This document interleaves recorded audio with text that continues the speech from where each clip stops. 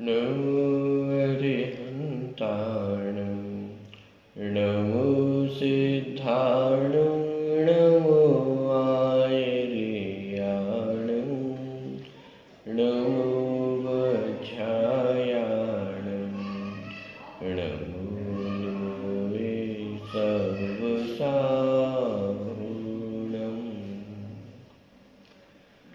मंगलं भगवान् वीरो मंगलं गौतमो वणि मंगलं कुन्दकुन्दाट्यो जयधर्मोऽस्तु मंगलम्। सर्वमङ्गलमाङ्गल्यं सर्वकल्याणकारकं प्रधानं सर्वधर्माणां जयं जयतु शास्त्रम्।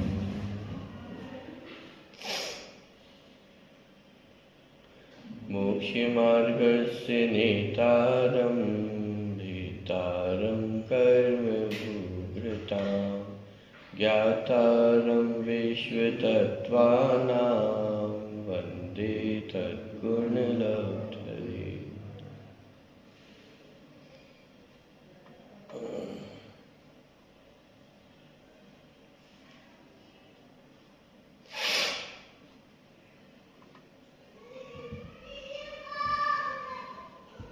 तत्वार्थ सूत्र ग्रंथ 5वें अध्याय में की चर्चा अपनी चल रही थी।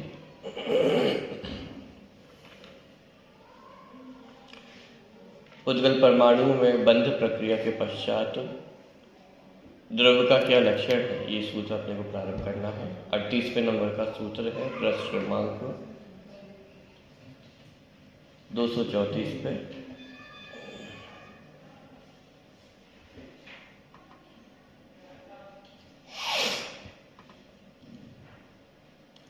द्रव्य का एक लक्षण तो पहले कहकर के आए थे।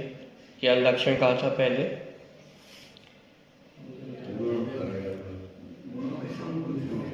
नहीं, तत्वासूत्र ग्रंथ का द्रव्य का क्या लक्षण है? और प्रसिद्ध सूत्र है सद्द्रव्य लक्षणम, पढ़ा था अपन ने। उत्पाद वे द्रव्य उत्तम सत।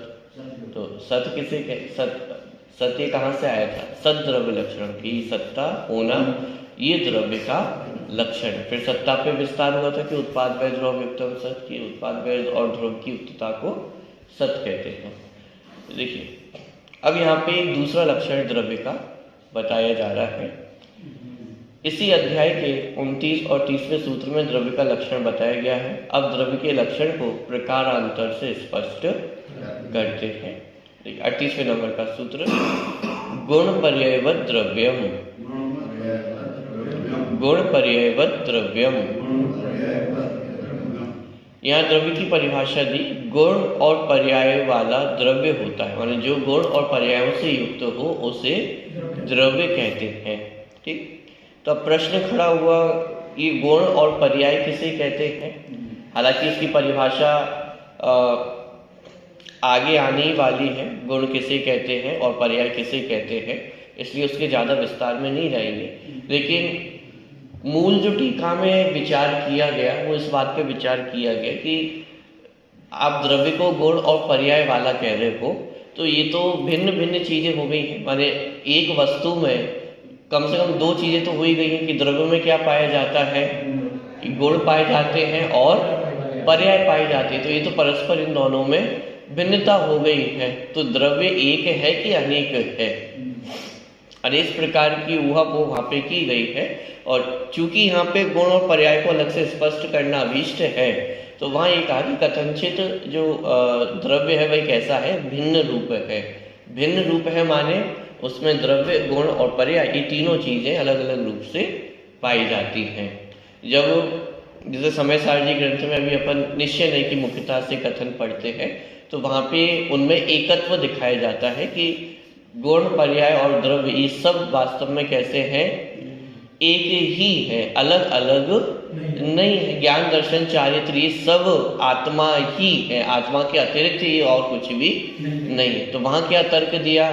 क्योंकि ये आत्मा के स्वभाव का उल्लंघन नहीं करते हैं, जो गुण है, जैसे ज्ञान गुण है, तो वह ज्ञान गुण जीव में ही पाया जाता है, पुद्गल में नहीं पाया जाता। तो ज्ञान गुण जीव के स्वभाव का उल्लंघन नहीं करता। ऐसे ही स्पर्श गुण है, तो स्पर्श गुण पुद्गल के स्वभाव का उल्लंघन नहीं करता है, माने पुद्गल स्पर्श गुण पुद्गल के अलावा अन्य किसी भी द्रव्य में नहीं पाया जाता है। तो चूंकि ये गुण अपने स्वभाव का उल्लंघन नहीं करते हैं, इसीलिए वे, जैसे स्पर्श है तो वह पुद्गल ही है, स्पर्श रस गंध वर्ण ये सब क्या है, पुद्गल। ज्ञान दर्शन चारित्र ये सब क्या है, जीव है। तो ये अपेक्षा मुख्य रूप से जो अध्यात्म निश्चय ऐसे देखी जाए तो इस अपेक्षा को मुख्य करके कथन किया जाता है, मुख्य करके कथन किया जाता है, अन्य पक्षी का निषेध नहीं किया जाता है। द्रव्य गुण पर्याय में कथनचित भिन्नता भी है, क्योंकि सबके लक्षण अलग अलग है। गुण का लक्षण अलग है, पर्याय का लक्षण अलग है।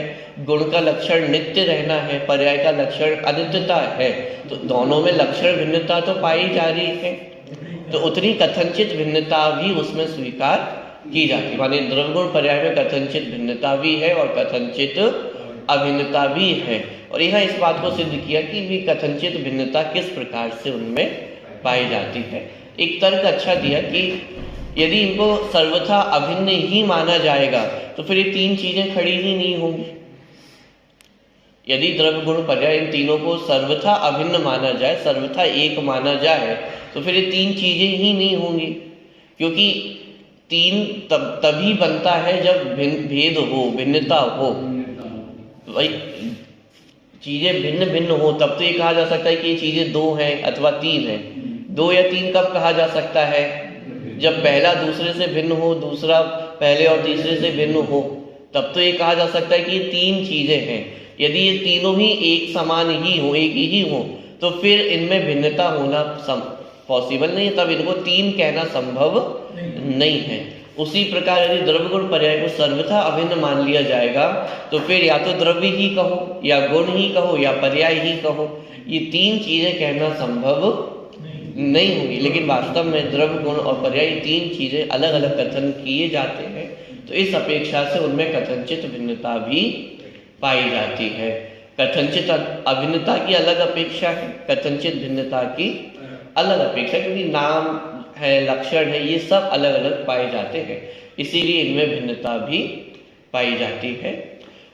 गुण और पर्याय की जो विशेष चर्चा है वो तो आगे की जाएगी।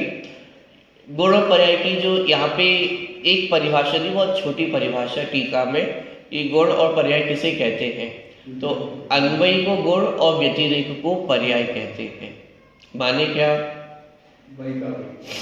अन्वयी माने जो प्रत्येक दशा में वैसा का वैसा ही रहे, उसे क्या कहते हैं, गुण कहते हैं। और जो व्यतिरेकी है माने बदलता रहता है, उसे क्या कहते हैं, पर्याय कहते हैं। एक लक्षण गुण और पर्याय का बनाया कि गुण सदा एक जैसे ही रहते हैं, वैसा का वैसा ही रहता है, तो उसे कहा गुण।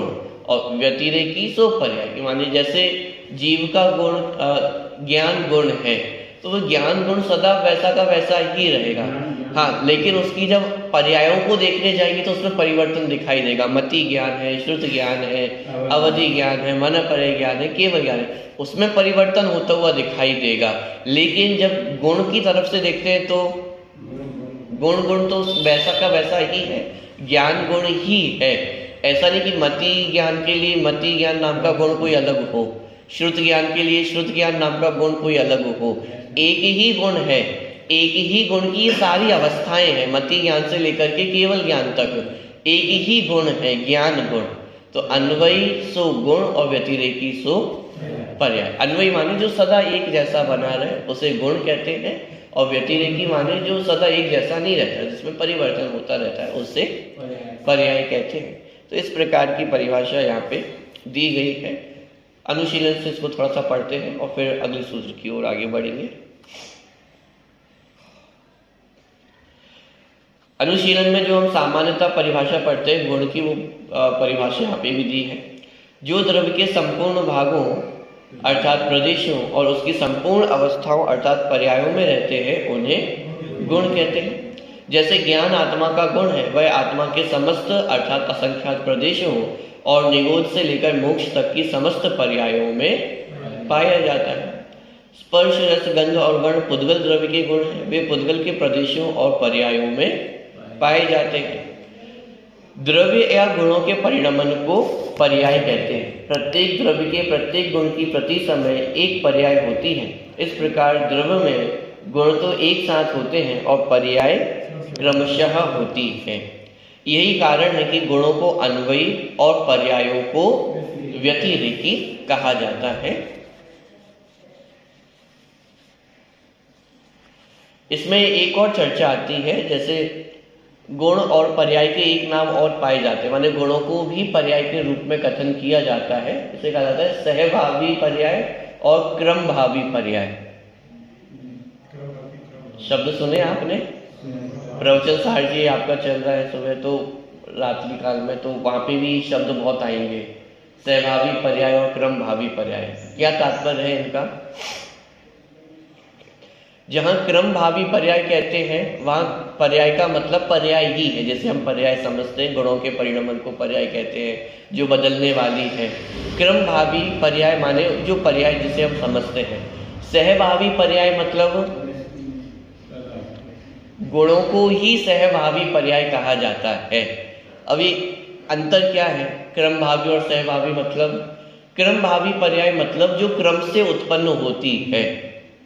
पर्यायों में क्रम है, जिस समय जो पर्याय जिस नंबर पे होनी है वो पर्याय उस समय उसी समय पर वैसी ही होती है। तो पर्यायों में क्रम पाया जाता है, पर्यायों में अक्रमपना नहीं पाया जाता है, माने क्रम क्रम से ही पर्याय होती है। लेकिन गुणों में कोई ऐसा क्रम है क्या? ज्ञान गुण पहले कि दर्शन गुण पहले है?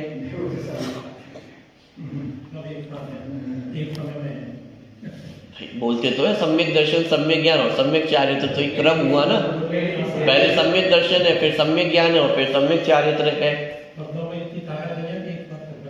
कि ये बोलने में क्रम पड़ता है, लेकिन उनके अस्तित्व में ऐसा क्रम नहीं है कि पहले ज्ञान गुण हो फिर दर्शन हो फिर चारित्र हो। ये अनंत गुण वस्तु में एक साथ ही पाए जाते हैं, अक्रम रूप से पाए जाते हैं। पॉइंट पकड़ में आया? तो इन्हें कहा अक्रम पर्याय, एक सहभावी पर्याय और एक क्रम भावी पर्याय। तो सहभावी पर्याय मतलब जो एक साथ पाए जाते हैं, जिनमें कोई क्रम नहीं पाया जाता है, इसलिए उन्हें कहा सहभावी। अब पर्याय क्यों कहा? गुणों को आप पर्याय क्यों कह रहे हो? क्या कारण है? तो यहाँ आपको जो द्रव्यार्थिक और पर्यार्थिक नय, ये दो नए अपन ने देखे थे। पर्यार्थिक नय के अंतर्गत एक भेद आता है, भेद देखा था अपन ने। जैसे वस्तु कैसी है, द्रव्यार्थिक नय से देखेंगे तो सामान्य, नित्य, अभेद और एक, ये द्रव्यार्थिक नय से। पर्यार्थिक नय से देखेंगे तो विशेष, भेद, अनित्य, अनेक। तो पर्यार्थिक नय के अंतर्गत जो भेद शब्द आया है, ये इस बात को सूचित कर रहा है कि क्योंकि गुणों में भी हम भेद देख रहे हैं, ज्ञान दर्शन चारित्र सुख वीर, अनंत भेद हो गए हैं। तो जहां भेद पे लक्ष्य जाएगा उसका नाम क्या है? पर्याय है।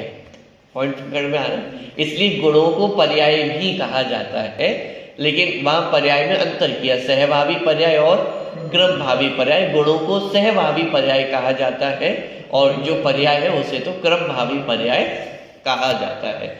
हालांकि चर्चा यहाँ पे नहीं है, लेकिन ये चर्चा आप लोग प्रवचन सार जी ग्रंथ में पढ़ेंगे ही, और भी अन्य चीजें कहीं पढ़ने में आए तो उसमें कंफ्यूज नहीं होना। सहभावी पर्याय माने गुण, क्रम भावी पर्याय माने पर्याय। सहभावी पर्याय क्यों कहते हैं? क्योंकि गुणों में कोई क्रम नहीं पाया जाता है, गुण अक्रम रूप से एक साथ ही रहते हैं, इसलिए उन्हें कहा सहभावी पर्याय। और पर्याय में क्रम पाया जाता है, एक पर्याय होगी फिर दूसरी होगी फिर तीसरी होगी फिर चौथी होगी। पर्याय एक साथ नहीं पाई जाती, पर्याय क्रम में ही पाई जाती है। एक समय में एक गुण की एक ही पर्याय होगी, अगले समय में फिर दूसरी पर्याय, फिर तीसरी, फिर चौथी, फिर पांचवी। इस प्रकार क्रम क्रम से पर्याय होती है, इसलिए कहा क्रम भावी पर्याय। ठीक, चलिए।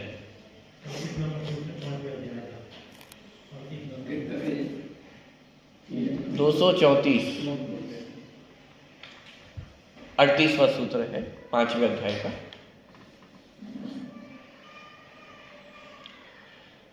यही कारण है कि गुणों को अन्वयी और पर्याय को व्यतिरेकी कहा जाता है। प्रश्न 29 और 30वें सूत्र में उत्पाद व्यय और द्रव्य से युक्त सत्य को द्रव्य कहा था और यहाँ द्रव्य को गुण और पर्याय वाला बताया जा रहा है।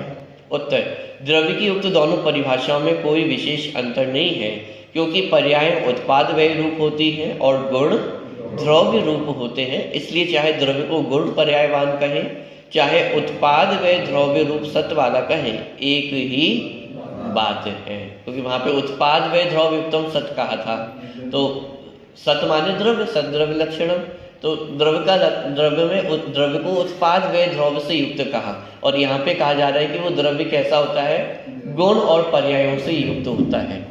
तो एक ही ग्रंथ में आपने एक ही अध्याय में दो अलग अलग परिभाषाएं कह दी हैं, दो अलग अलग बातें कर दी हैं कि इसमें कोई अंतर नहीं है, दो अलग अलग चीजें नहीं है। क्योंकि उत्पाद व्यय द्रव्य युक्तम सत्य जहाँ पे कहा, तो उत्पाद व्यय का मतलब ही पर्याय है और द्रव्य का अर्थ गुण है। तो यहाँ पे गुण पर्याय से युक्त द्रव्य कहा और वहां पे उत्पाद व्यय द्रव्य से युक्त सत्य कहा था। तो इन दोनों परिभाषाओं में कोई अंतर नहीं है, दोनों जगह एक ही बात है। ठीक, चलिए, तो ये चर्चा हुई अपने 38वें नंबर के सूत्र की, गुण पर्यायवत द्रव्य। अब अगला जो सूत्र आने वाला है वो काल द्रव्य संबंधी सूत्र है। क्योंकि ये द्रव्य का ही प्रसंग चल रहा है, तो यहाँ पे इसी प्रसंग को लेकर के काल द्रव्य का वर्णन भी किया कि काल भी एक द्रव्य है। अभी चर्चा बीच में ऐसे क्यों आ गई अचानक? चर्चा अचानक नहीं आई है, क्योंकि पहले अपन जितना वर्णन पढ़ के आ चुके हैं उसमें काल द्रव्य का वर्णन ही छूट गया था। बाकी सब द्रव्यों की चर्चा हो गई थी, काल द्रव्य ही छूट गया था। और क्यों छूटा था?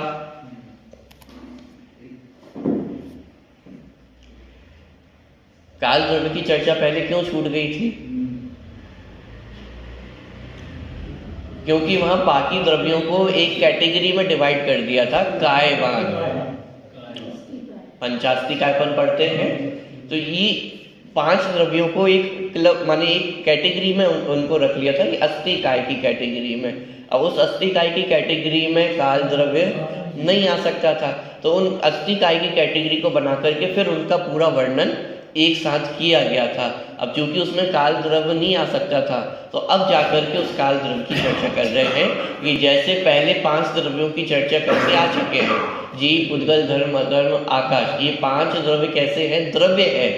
उसी तरह काल द्रव्य भी एक द्रव्य है। इस बात की सिद्धि यहाँ पे 39वें सूत्र में की, और फिर उसमें कितने समय होते माने व्यवहार काल का थोड़ा सा वर्णन 40वें नंबर के सूत्र में किया गया है। दोनों सूत्रों को अपन देखते हैं। जीव, पुद्गल, धर्म, अधर्म और आकाश, इन 5 अस्थिकाय द्रव्यों की चर्चा तो विस्तार से हुई, पर बहुप्रदेशी ना होने से अभी तक काल द्रव्य की चर्चा नहीं हुई थी। क्यों नहीं हो पाई थी? क्योंकि बहुप्रदेशी नहीं है, अस्थिकाय के अंतर्गत नहीं आता है, इसलिए इसकी चर्चा नहीं हो पाई थी। अतः अब उसकी चर्चा करते हैं। 39वें और 40वें नंबर के सूत्र हैं। कालश्च सोनंत समयः। देखिए, कालश्च, काल भी, अब यहाँ क्या कहना चाह रहे हैं? काल भी,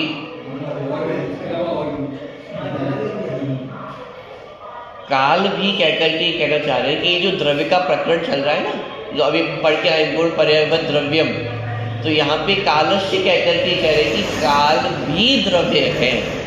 जैसे जीव, पुद्गल, धर्म, अधर्म, आकाश ये द्रव्य है, ऐसे ही काल भी एक द्रव्य है। और ये काल की सिद्धि इसलिए की जा रही है क्योंकि काल को प्रायः ऐसा काल्पनिक समझ लिया जाता है। काल माने क्या? तो समय का परिवर्तन है। अब वास्तव में समय नाम का कोई द्रव्य है क्या? तो यहाँ पे कहा जा रहा है कि काल भी वास्तव में एक द्रव्य है। जैसे जीव एक स्वतंत्र द्रव्य है, पुद्गल स्वतंत्र द्रव्य है, धर्म, अधर्म, आकाश ये स्वतंत्र द्रव्य है, उसी तरह काल भी एक स्वतंत्र द्रव्य है। उसकी सत्ता इस जगत में है और उसकी पर्याय अनेक प्रकार की होती है। तो कालश्च, काल भी एक द्रव्य है। देखिए, और काल भी द्रव्य है और वह काल द्रव्य अनंत समय वाला है। देखिए थोड़ा सा पढ़ते हैं इसको अनुशीलन से। काल भी एक द्रव्य है क्योंकि द्रव्य की उक्त परिभाषाएं काल में भी पाई जाती हैं। वह गुण पर्याय वाला तो है ही, उत्पाद व्यय और द्रव्य से भी सहित है। काल द्रव्य क्यों है? क्योंकि जितनी अपन ने द्रव्य की परिभाषाएं देखी हैं वो सब काल पे भी घटित होती है। पहले अपन ने देखा था उत्पाद व्यय द्रव्य उत्तम सत, तो जिसमें उत्पाद व्यय द्रव्य पाया जाता है वह द्रव्य है।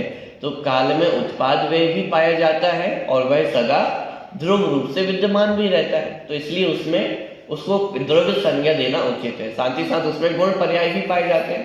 काल द्रव्य में उसके अनंत गुण हैं और उन गुणों की अनंत पर्याय निरंतर माने हो ही रही है।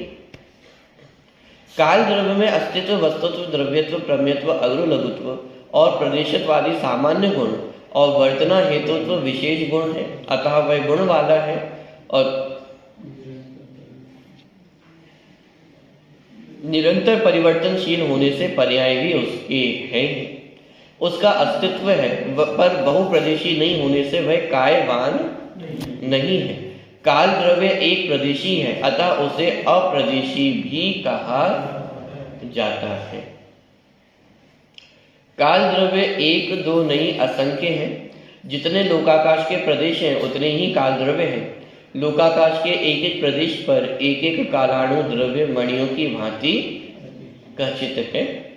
उक्त संदर्भ में द्रव्य संग्रह में गाथा प्राप्त होती है जो इस प्रकार है। द्रव्य संग्रह ग्रंथ अपन ने गाथा पढ़ी थी। लोयायास पदे से एक एक के जेठ किया हूँ एक एक का ऋणाणम राशि इवते कालाणु असंख्य दपाणी। कि लोकाकाश के एक एक प्रदेश पर एक एक कालाणु द्रव्य रत्नों की राशि की भांति पृथक पृथक जड़े हुए हैं। वे कालाणु असंख्य द्रव्य हैं।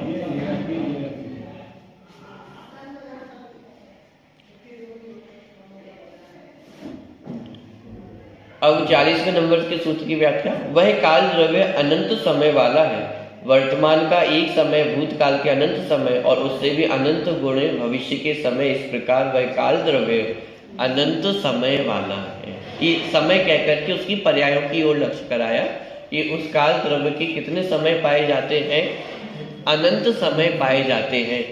ये जो व्यवहार काल की गणना है, निश्चय काल का स्वरूप तो वर्तना लक्षण, ये निश्चय काल माने परिवर्तन होना, ये निश्चय काल, और व्यवहार काल माने जिससे हम परिमाण करते हैं। तो सबसे छोटी यूनिट जो है वो क्या है?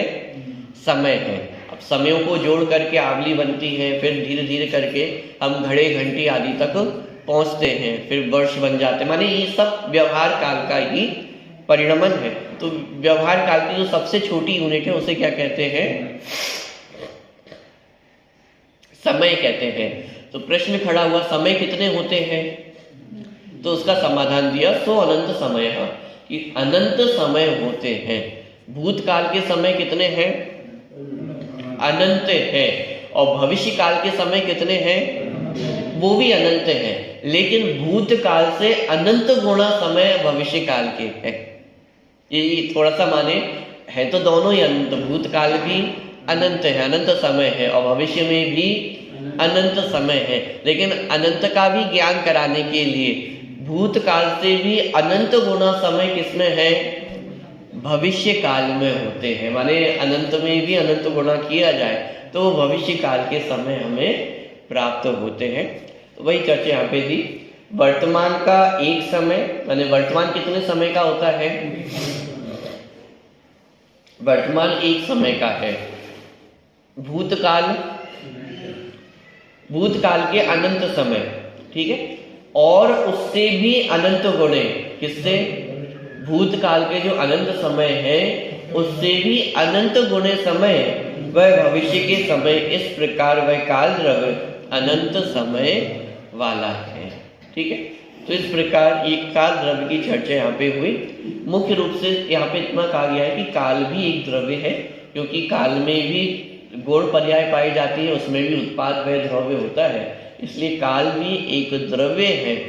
काल की भी सत्ता इस जगत में पाई जाती है और वह काल द्रव्य एक प्रदेशी होता है। प्रत्येक प्रदेश पे एक एक माने कालाणु खचित हुआ है। तो टोटल कालाणु कितने हैं, टोटल काल द्रव्य कितने हैं, असंख्यात है। लोक प्रमाण असंख्यात, इतने टोटल काल द्रव्य है।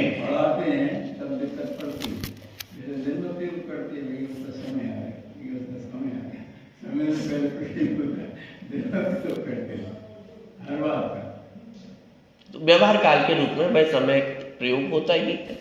और जो कालाणु है वह एक एक प्रदेश पर स्थित है। माने पूरे लोकाकाश में कितने प्रदेश हैं, असंख्यात प्रदेश है, और काल द्रव्य भी असंख्यात है। तो एक एक आकाश के प्रदेश पर एक एक अणु माने कालाणु स्थित है, खचित है। जैसे कभी आपने सब गेम देखा जिसमें खांचे बने रहते हैं और वो उसमें एक एक अंटी वो जो मार्बल की रहती है वो एक एक में फंसाते चले जाते हैं।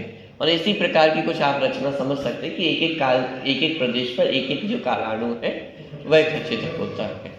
ठीक है। और काल द्रव्य के समय कितने हैं, अनंत समय है, असंख्यात नहीं, अनंत समय है। भूतकाल के अनंत समय, वर्तमान का एक समय और भविष्य के अनंतानंत समय, क्योंकि भूतकाल से भी अनंत गुणे समय उसमें पाए जाते हैं।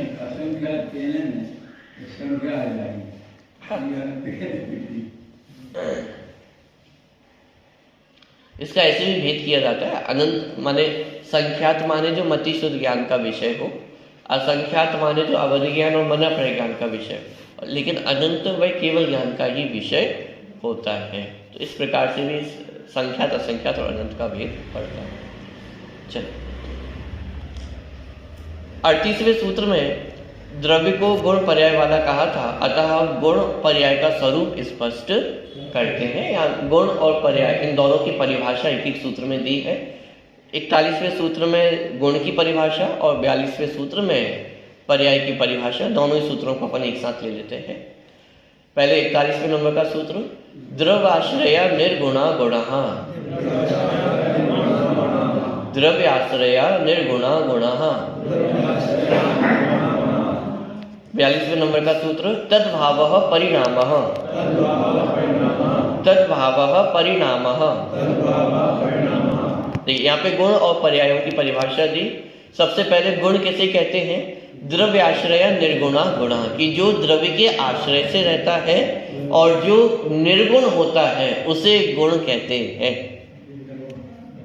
अभी निर्गुण शब्द बड़ा माने ऐसा लगता है कि विरोधाभास सा है, पर हम गुण की परिभाषा रहे हैं और उसमें कह रहे हैं कि गुण अपने आप में कैसा होता है, निर्गुण होता है। देखिए समझते इस बात को।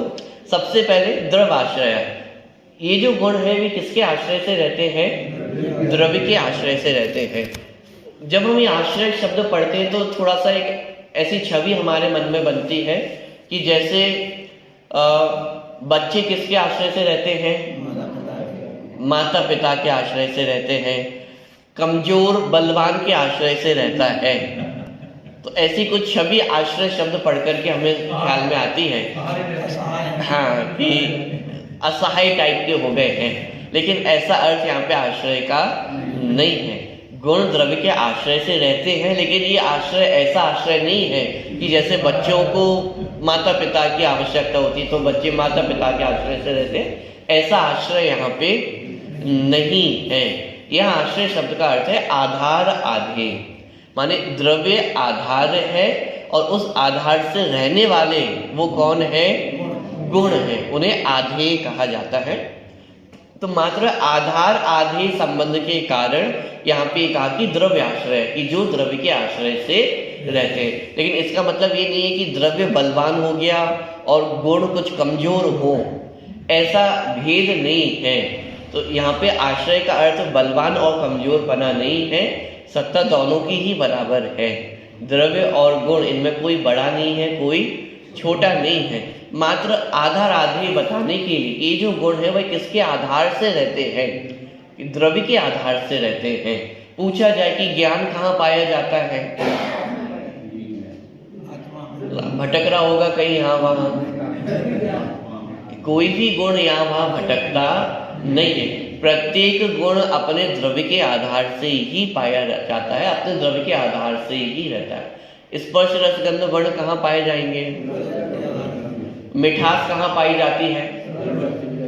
शक्कर में पाई जाती है। यानी जो भी हम गुण की चर्चा करेंगे उसका आधार कोई ना कोई होगा। ज्ञान कहाँ पाया जाता है?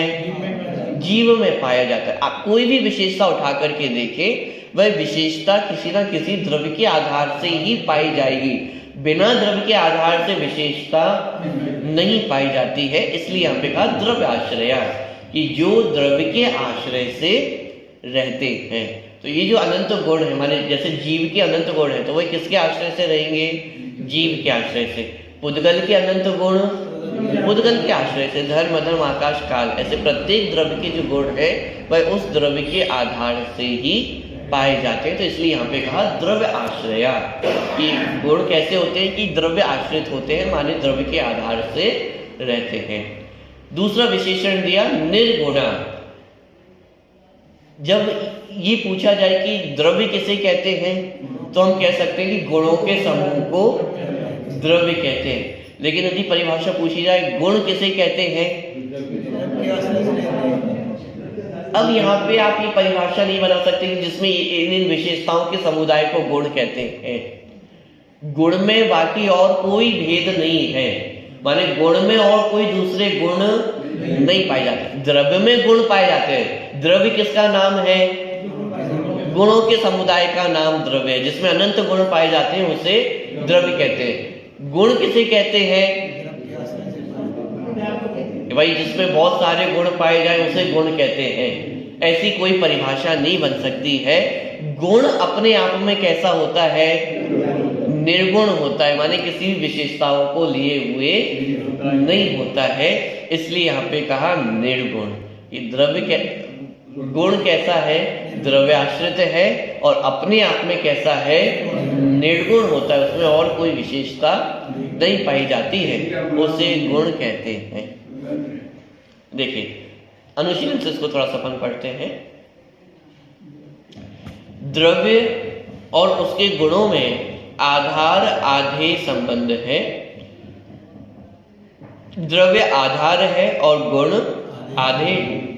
जिस प्रकार तेल तिलों के सभी अवयवों में व्याप्त रहता है, उसी प्रकार गुण भी द्रव्य के सभी प्रदेशों और पर्यायों में व्याप्त होकर रहते हैं। ये द्रव्य आश्रय का वर्णन हुआ कि गुण कैसे होते हैं? द्रव्य आश्रित होते हैं, माने द्रव्य के आश्रय से ही पाए जाते हैं। जैसे तेल कहाँ पाया जाता है?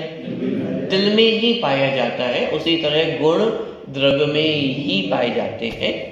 जिस प्रकार द्रव्य में गुण पाए जाते हैं, उसी प्रकार एक गुण में अन्य गुण नहीं पाए जाते हैं। क्या?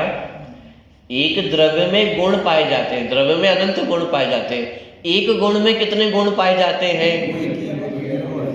और कोई गुण नहीं पाए जाते। गुण में कोई दूसरा गुण नहीं है। इसीलिए यहाँ गुणों को निर्गुण कहा गया है। क्या कहा? निर्गुण कहा। कि गुण कैसा होता है? द्रव्याश्रित होता है और अपने आप में निर्गुण होता है। ठीक है। अब बाकी चर्चा यहाँ पे गुणों का थोड़ा सा विस्तार किया। गुण दो प्रकार के होते हैं, सामान्य गुण और विशेष गुण। सामान्य गुण, जो गुण सब द्रव्यों में समान रूप से पाए जाते हैं उन्हें सामान्य गुण कहते हैं। जैसे अस्तित्व, वस्तुत्व, द्रव्यत्व, प्रमेयत्व, अग्निलघुत्व और प्रदेशत्व, ये सभी द्रव्यों में पाए जाते हैं, अतः ये सामान्य गुण हैं। जो गुण जिस द्रव्य की विशेषता को बताते हैं और मात्र उसी द्रव्य में पाए जाते हैं, वे गुण उस द्रव्य के विशेष गुण हैं। जैसे चेतनत्व जीव द्रव्य का विशेष गुण है, मूर्तत्व पुद्गल द्रव्य का विशेष गुण है, गति हेतुत्व धर्म द्रव्य का, गमन पूर्वक स्थिति हेतुत्व अधर्म द्रव्य का, अवगाहन हेतुत्व आकाश द्रव्य का और परिणमन हेतुत्व काल द्रव्य का विशेष गुण है। ये सारी चर्चा मैं इसलिए नहीं करूँ क्योंकि इसकी चर्चा अपन बहुत बार कर चुके हैं पहले, इसलिए ये चर्चा आप लोगों के ख्याल में है सामान्य और विशेष गुण की। चलिए आगे प्रश्न, यहाँ द्रव्य के आश्रय में रहना और अन्य गुण से रहित होना गुण का स्वरूप कहा है, पर पर्याय भी तो द्रव्य के आश्रय से रहती है और उसमें कोई गुण नहीं रहता, अतः निर्गुण भी है। ऐसी स्थिति में गुण और पर्याय में कुछ अंतर नहीं रहता। यहाँ पे एक प्रश्न खड़ा किया आपने, गुणों की परिभाषा क्या बनाई कि जो द्रव्य के आश्रय से हो और निर्गुण हो। तो पर्याय भी तो द्रव्य के आश्रय से पाई जाती है। माने पर्याय कहाँ पाई जाएगी? द्रव्य में ही पाई जाती है। और पर्याय भी अपने आप में कैसी होती है? निर्गुण होती है, क्योंकि गुण तो द्रव्य में पाए जाते हैं। पर्याय में कितने गुण पाए जाते हैं? पर्याय भी अपने आप में कैसी है? निर्गुण है। तो फिर ये जो आपने गुण की परिभाषा बनाई है, ये तो पर्याय में भी जारी है। तो भाई आपकी परिभाषा तो सही नहीं हुई, उचित नहीं हुई। पॉइंट पकड़ में आ रहा है? हाँ, आपकी परिभाषा गुणों तक सीमित रहे तो ठीक है, लेकिन आपने जो लक्षण बनाया है गुण का, वह तो पर्याय में भी घटित हो रहा है, क्योंकि पर्याय भी द्रव्य के आश्रय से रहती है और पर्याय भी निर्गुण होती है। तो फिर पर्याय और गुणों में भेद कैसे करेंगे? तो उसका समाधान आचार्य ने दिया कि यद्यपि सूत्र में ऐसा शब्द नहीं है, लेकिन सदा ये शब्द आप उसमें जोड़ देना। माने क्या? द्रव्याश्रय निर्गुणा गुणा। तो जो द्रव्य के आश्रय से सदा रहता है उसे गुण कहना। अब यहाँ पे पूरी बात पलट जाती है। गुण द्रव्य के साथ सदा रहते हैं, लेकिन पर्याय द्रव्य के साथ सदा, पर्याय तो द्रव्य के साथ मात्र एक समय के लिए है, एक समय में उत्पन्न हुई और नष्ट हो जाती है। भूतकाल की पर्याय नष्ट हो चुकी है, भविष्य काल की पर्याय अभी उत्पन्न ही नहीं हुई है, वर्तमान काल की पर्याय है। तो वह पर्याय कितनी देर के लिए द्रव्य के साथ रहेगी? एक समय के लिए रहती है। इसका मतलब हुआ कि जो द्रव्य के साथ सदा पाए जाते हैं और निर्गुण होते हैं उन्हें गुण कहते हैं, और जो द्रव्य के साथ सदा ना पाए जाए उन्हें पर्याय कहते हैं। तो ये इस प्रकार से यहाँ पे समाधान किया। देखिए उत्तर पढ़ते हैं। गुण द्रव्य के आश्रय में नित्य रहते हैं। कब रहते हैं? नित्य रहते हैं। पर्याय नित्य नहीं है, अनित्य है। गुण अक्रमवर्ती होते हैं और पर्याय क्रमवर्ती, इसलिए पर्याय गुणों से भिन्न है। बात ख्याल में आ गई कि जो गुण है वह द्रव्य के साथ नित्य पाए जाते हैं, इसीलिए यहाँ पे गुण और पर्याय की परिभाषा अलग अलग हो जाती है। ठीक है, चलिए अंतिम सूत्र, तद्भावः परिणामः। तद्भावः परिणामः मतलब तत् माने क्या?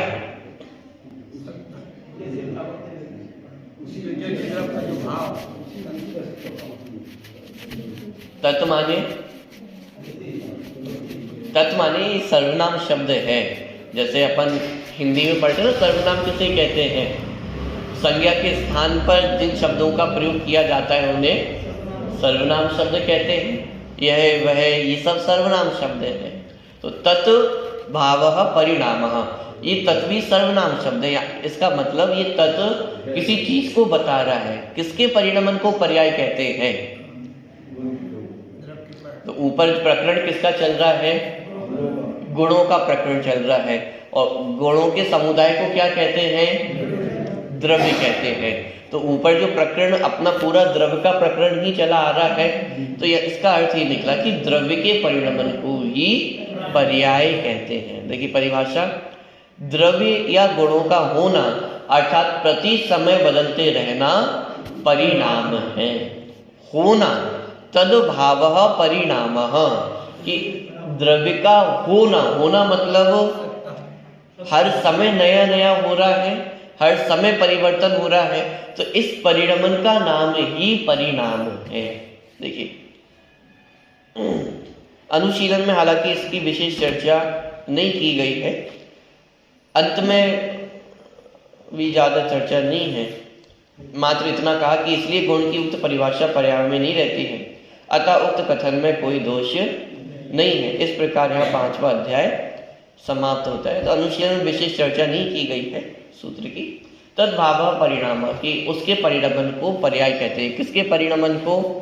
द्रव्य और गुणों के परिणामन को ही पर्याय कहते हैं। यहाँ परिणामन शब्द ना लेकर के भावः शब्द लिया है। भाव शब्द भी होने को दर्शाता है। जैसे आपने संस्कृत में रूप पढ़े होंगे, भवति भवता भवन्ति, पढ़ा है? जैसे पठति पठता पठन्ति, ये पढ़ा। वैसे ही भवति भवता भवंती, तो ये भू धातु से बना हुआ है भव। भव मतलब होता है होना। तो किसका होना? द्रव्य और गुण का होना। कब होना? हर समय नवीन नवीन होना, कि हर समय द्रव्य नवीन नवीन रूप से अस्तित्व को प्राप्त होता है। जैसा पिछली पर्याय में था उससे कुछ नवीनता अगली पर्याय में होगी, फिर अगली पर्याय में, फिर अगली पर्याय में। हर समय में जो द्रव्य का नवीन नवीन होना है उसका नाम क्या है? परिणाम। और परिणाम माने पर्याय। ठीक है, परिणाम का, पर्याय का ही परिवाची ये परिणाम है। तो द्रव्य का निरंतर होना यही पर्याय कहलाती है, परिणाम कहलाता है। तो द्रव्य और गुणों में जो निरंतर परिणमन चल रहा है उसका नाम ही पर्याय है। हालांकि अपन ने जो पर्याय की परिभाषा पढ़ी है वो गुणों के परिणमन को पर्याय कहते हैं, इस प्रकार की परिभाषा पढ़ी है। लेकिन मात्र गुणों के परिणमन का नाम ही पर्याय नहीं है, क्योंकि गुणों के समुदाय का नाम ही क्या है? द्रव्य है। तो जब हम गुणों के परिणमन को पर्याय कहते हैं तो इसका मतलब ये हुआ कि पूरे द्रव्य का परिणमन ही क्या है? पर्याय है।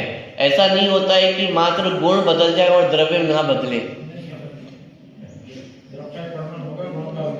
जैसे बहुत स्थूल उदाहरण कि बुखार आता है तो किसे आता है? पूरे शरीर को ही बुखार आता है। अकेले एक आध दो गुण को बुखार आता हो ऐसा तो नहीं है, पूरे शरीर को ही बुखार आता है। राग रूप परिणमन किसने किया? राग ये जो पर्याय है ये हालांकि चारित्र गुण की विकारी पर्याय है, लेकिन जब ये कहा जाता है कि राग रूप परिणमित कौन हुआ, तो ऐसा नहीं कहते कि चारित्र गुण राग रूप परिणमित हुआ। क्या कहते हैं? पूरा जीव ही राग रूप परिणमित हुआ है, अथवा रागी जीव। तो जीव को रागी कहा जाता है, अकेले चारित्र गुण को रागी नहीं कहा जाता है। अज्ञानी, तो ऐसा नहीं कहा कि मात्र ज्ञान गुण को अज्ञानी कह रहे हैं, पूरे जीव को ही अज्ञानी कहते हैं। परिणमन ज्ञान गुण का हो रहा है, ज्ञान गुण के विपरीत परिणमन होने पर पूरी वस्तु को ही क्या कहा जाता है? अज्ञानी कहा जाता है, मिथ्या दृष्टि। तो भाई वो श्रद्धा गुण मिथ्यात्व है, वो मिथ्या दृष्टि है। और जीव कैसा है? अरे सम्यक दृष्टि होगा तो भी जीव को ही सम्यक दृष्टि कहा जाता है, और मिथ्या दृष्टि होगा तो भी जीव को ही मिथ्या दृष्टि कहा जाता है। माने मात्र गुणों के परिणमन का मतलब ये नहीं है कि गुण पर बदल जाता होगा और द्रव्य नहीं बदलता है। गुणों के परिणमन का मतलब यही है कि पूरा द्रव्य परिवर्तित होता है। यदि ऐसा ना माना जाए तो गुणों को मोक्ष हो जाएगा, द्रव्य तो यही कहीं रह जाएगा। पॉइंट पकड़ में आ रहा है? जीव द्रव्य अभी ये संसार में यहाँ पे है ना, और मोक्ष किसे होगा? कि अनंत गुणों के शुद्ध परिणमन का नाम वो मोक्ष है। तो गुणों को मोक्ष हो जाएगा और द्रव्य कहाँ रह जाएगा? द्रव्य ही रह जाएगा। अरे भाई पूरा द्रव्य ही परिवर्तित होता है। जब अनंत गुणों में शुद्धता उत्पन्न होती है तो पूरे द्रव्य ही शुद्ध कहलाता है, पूरे द्रव्य का परिवर्तन हुआ है। पॉइंट पकड़ में आ रहा है? अकेले गुणों का परिणमन नहीं होता है, गुणों के परिणमन का नाम पर्याय है, इसका मतलब द्रव्य भी उसमें परिवर्तित होता है। हाँ, अध्यात्म के जीवन में जब अध्यात्म की मुख्यता से चर्चा की जाती है तब ये वाक्य बहुत प्रसिद्ध है कि वस्तु परिणम गई या पर्याय परिणम गई और मैं वैसा का वैसा ही रहा। अध्यात्म के जोर में इस प्रकार के कथन होंगे, तो वहां पर्याय और द्रव्य में मुख्य रूप से भेद करके कथन किया जाता है, क्योंकि जितना परिवर्तन है वो पर्याय में चल रहा है। पर्याय में अस्थिरता है, अनित्यता है। तो पर्याय का लक्ष्य करके कहा कि पर्याय बदल गई, परिणाम परिणम गया और मैं तो वैसा का वैसा ही रहा। अज्ञानता थी तो वो भी पर्याय में थी, और केवल ज्ञान प्रकट हुआ वो भी पर्याय में प्रकट हुआ, और मैं कैसा रहा? मैं वैसा का वैसा रहा। तो ये उत्पाद व्यय द्रव्य, तो उत्पाद व्यय को अलग और द्रव्य को अलग जब ध्रुव को मुख्य करके कथन करते हैं तो ये कहते हैं कि मैं वैसा का वैसा रहा, और पर्याय परिणम गई माने उत्पाद व्यय में परिवर्तन हो गया, लेकिन मैं कैसा रहा? वैसा का वैसा ही रहा। तो ये कथनचित हमने भिन्नता कर दी है।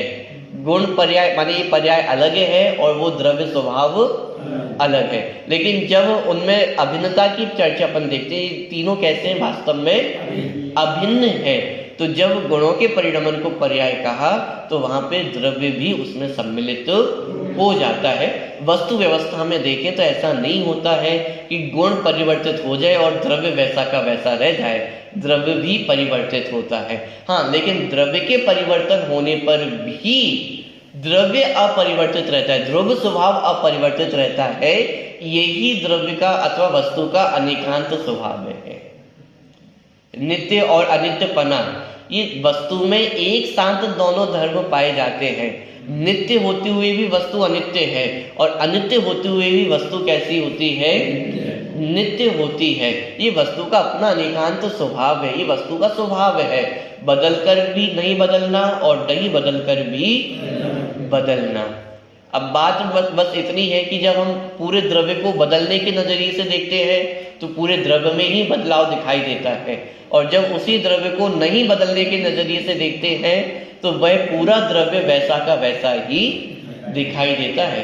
लेकिन मूल वस्तु का यदि हम स्वरूप देखेंगे तो उसमें नित्यत्व भी है, अनित्यत्व भी है। और इसमें कोई कमजोर और बलवान ऐसा नहीं है कि अनित्यत्व थोड़ा कमजोर होगा, नित्यत्व बलवान होगा, ऐसा नहीं है। दोनों की हयाती बराबर है। जैसा जितना नित्य द्रव्य है उतना ही अनित्य भी द्रव्य है, और जितनी आवश्यकता नित्यत्व की है उतनी ही आवश्यकता नित्यत्व की है। अनित्यता के बिना नित्यता नहीं रह सकती है और नित्यता के बिना अनित्यता भी नहीं रह सकती। दोनों एक दूसरे के वास्तव में पूरक ही है। ठीक, चलिए, तो इस प्रकार से अपने जो सूत्र हुए हैं, ये 5वां अध्याय अपना पूरा हुआ है। ये जो अंतिम 2 सूत्र आए इनकी थोड़ी सी चर्चा और अपन कल करेंगे, और हो सकता है कल अपना 6वां अध्याय भी प्रारंभ हो जाएगा।